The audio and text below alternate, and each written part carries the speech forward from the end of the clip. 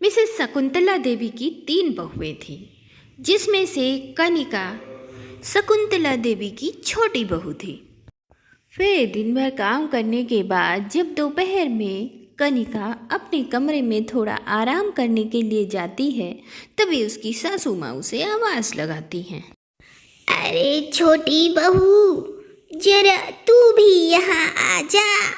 अब कनिका ने कमरे में जाकर देखा तो उसकी सासू माँ के कुछ पुराने गहने वहाँ रखे हुए थे और कनिका की दोनों जेठानियाँ राधा और लक्ष्मी उन जेवरों को पहन पहन कर बहुत खुश हो रही हैं। माँ जी, ये रानी हार तो बहुत सुंदर है और ये बाजूबंद भी। हाँ, और ये कमर पेटी भी कितनी अच्छी है ना? हाँ बहुओं, ये जेवर मेरे खानदानी जेवर हैं, बहुत ही मजबूत और टिकाऊ हैं और ये जेवर घर की सबसे लायक बहू को ही मिलते हैं। अच्छा माँ जी, हाँ, हम तो 5 देवरानी जेठानी थे। मेरी सास ने मुझे चुना इन जेवरों के लिए क्योंकि मैं सबसे लायक बहू थी। मैंने उनकी बड़ी सेवा की थी। अच्छा, हाँ माँ जी, देख लो, तुम भी देख लो देवरानी जी, ये माँ जी के जेवर। हाँ हाँ लो, बस देख तो लिए दीदी। अच्छा, अब लाओ इन जेवरों को, मैं इन्हें अंदर रख देती हूँ और मेरे लिए जरा अच्छी सी चाय बना लाओ। फिर दोनों बहुओं ने सासू माँ के जेवर वापस कर दिए और आपस में बात करती हुई बाहर चली गई और कनिका भी बाहर आ गई। फिर एक दिन सासू माँ अपनी किसी खास रिश्तेदारी में गई हुई थी। फिर सासू माँ के जाने के बाद फिर कनिका ने देखा कि उसकी दोनों जेठानियाँ अपने अपने कमरों में आराम कर रही थी।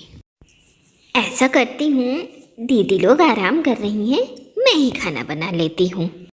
फिर जब तक शकुंतला जी वापस नहीं आ जाती, दोनों जेठानियाँ बैठकर कनिका को ऑर्डर किया करती हैं। फिर कुछ दिनों के बाद सासू माँ जब वापस आ गईं, तो दोनों बहुएं उन्हें इम्प्रेस करने की कोशिश करने लगीं। फिर जैसे ही राधा नाश्ता बनाने गई, फिर कनिका वहाँ आ गई। ऐसा करो, तुम बर्तन धुल लो, सासू माँ को मेरे हाथ का नाश्ता बहुत पसंद है। फिर कनिका ने सोचा, ऐसा करती हूँ, सारे बर्तन इकट्ठा कर लेती हूँ। सासू माँ के कमरे में चाय की कप और प्लेटें रखी हुई हैं, वो जाकर ले आती हूँ। फिर जब कनिका कमरे में कप और प्लेटें लेने गई, तो उसने देखा कि लक्ष्मी सासू माँ का सर दबा रही हैं और फिर कनिका ने ये नोटिस किया कि अरे, मुझे ऐसा क्यों लग रहा है कि दोनों दीदियाँ घर के कामों से ज़्यादा सासू माँ के आगे पीछे लगी रहती हैं। जरूर कुछ दाल में काला है। फिर बच्चों की गर्मियों की छुट्टियां होने वाली थी। फिर शकुंतला जी ने अपनी बहुओं से कहा, इस बार तुम दोनों आराम से मायके जा सकती हो। तुम्हारे जाने के बाद घर को छोटी बहू कुछ दिन संभाल लेगी। क्यों छोटी बहू? हाँ मामा जी, मैं संभाल लूँगी। तब राधा बोली, हाँ वो तो ठीक है माँ जी, लेकिन आपकी चिंता तो लगी ही रहेगी। फिर भी जल्दी आ जाऊँगी। हाँ माँ जी। फिर लक्ष्मी ने कहा, माँ जी, मुझे तो आपको छोड़कर जाने का मन ही नहीं है, पर बच्चों की पढ़ाई के पीछे बीच में जाने को मिलता ही नहीं है ना, इसीलिए जाना पड़ रहा है। पर जल्दी आ जाऊँगी। हाँ सासू माँ।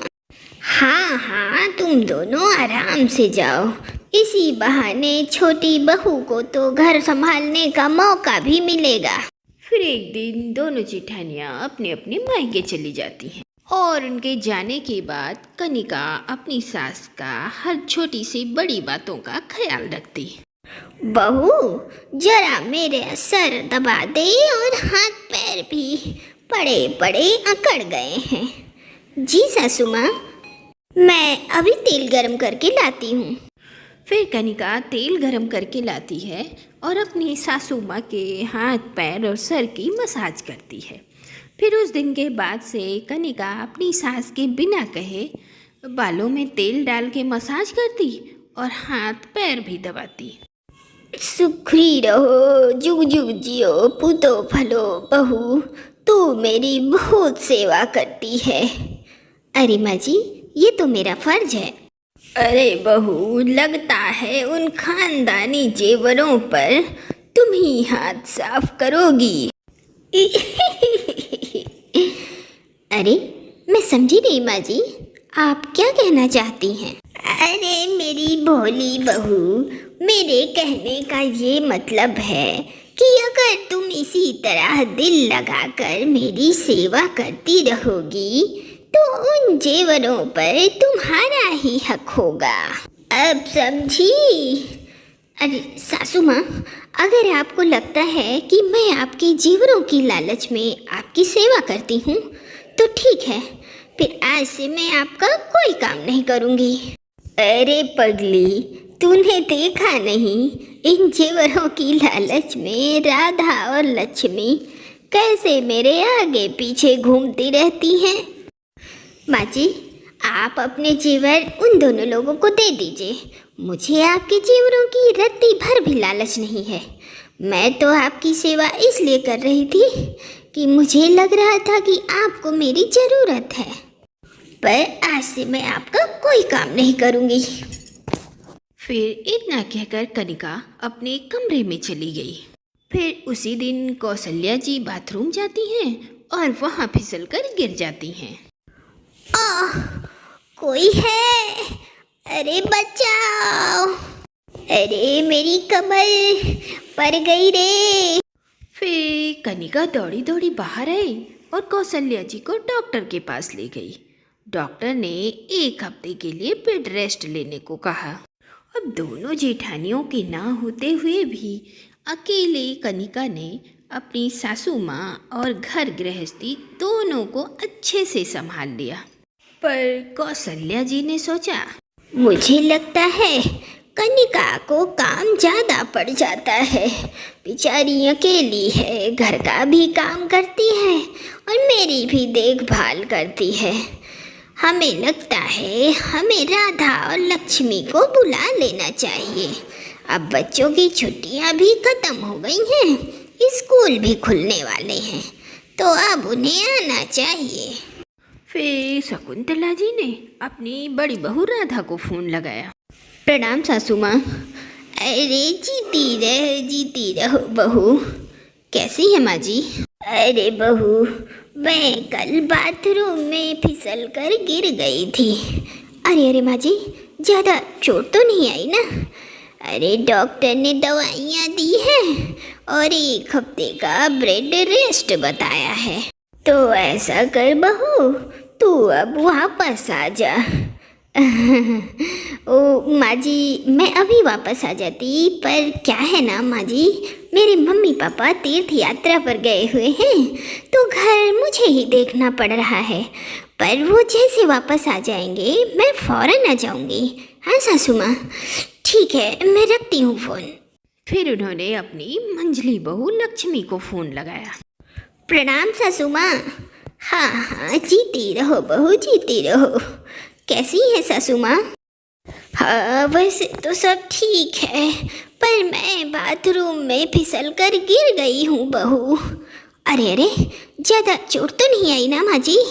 हाँ ठीक है बहू, पर डॉक्टर ने दवाइयाँ दी हैं और बेड रेस्ट के लिए बताया है, तो तुम आ जाओ ना बहू। अब कनिका भी अकेली पड़ गई है, घर का भी काम देखना है उसे और मेरा भी ख्याल रख रही है, तो अगर तुम आ जाओ तो थोड़ा मदद हो जाएगी उसकी। मैं तो अभी आ जाती माँ जी, पर वो क्या है ना, मेरे मामा के लड़के की शादी है, तो मैंने सोचा कि अब वो निपटा ही लूँ तभी जाऊँ, वरना इतनी दूर से आना जाना बार बार हो नहीं पाता, रिजर्वेशन भी नहीं मिलता, वरना मैं आ जाती। हाँ माँ जी, अब फिर बच्चों के स्कूल भी खुल जाएंगे और साल भर आने को भी नहीं मिलता है सासू माँ। ठीक है, मैं फ़ोन रखती हूँ। हाँ सासू माँ। अब दोनों बहुओं के जवाब सुनकर कौशल्या जी को बहुत दुख हुआ। फिर जब दोनों बहुएं अपने अपने मायके से वापस आ गईं, तो कौशल्या जी ने कनिका को बुलाया। अरे छोटी बहू, आई सासू माँ जी, कहिए। अरे बहू, काम हो गया तुम्हारा? हाँ सासू माँ, लगभग हो गया। आप बताइए। अरे बहू, ये ले चाबी और जरा मेरी अलमारी से वो मेरे खानदानी जेवर तो निकाल। अब कनिका अपनी सासू माँ से चाबी लेती है और अलमारी से सारे जेवर निकाल कर दे देती है। ये लीजिए माँ जी। फिर कौशल्या जी ने अपनी दोनों बहू राधा और लक्ष्मी को भी बुलाया। अरे बड़ी बहू और मंझली बहू, तुम दोनों भी आ जाओ। फिर तीनों बहुएं इकट्ठा हो जाती हैं और फिर कौशल्या जी ने कहा, मुझे इन जेवरों का असली हकदार मिल गया है। ये लो छोटी बहू, इन्हें संभालो। पर माँ जी, इन जेवरों पर तो सबका बराबर का हक है ना? बिल्कुल नहीं। अरे उनको उनके हिस्से के जेवर पहले ही दिए जा चुके हैं। ये तो मेरे खानदानी जेवर हैं। इन पर सबसे लायक बहू का हक है और वो है तू।